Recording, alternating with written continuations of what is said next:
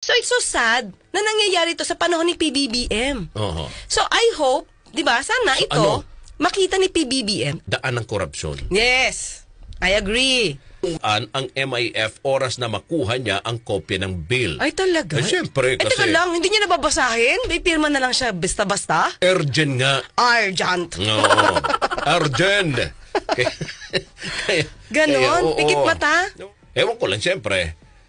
Babasahin pa yan ng Pangulo bago niya ito pipirmahan. Oo, dapat ganun, partner.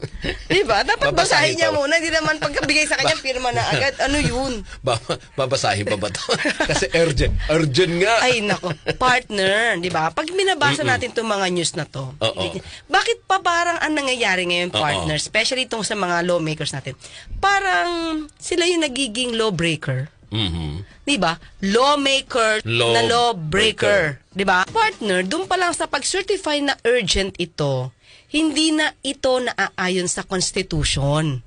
Kasi mag-certify ka lang as urgent at pwede madaliin kapag ka meron tayo, pag may public emergency or yung kinakaharap mo na yung calamity.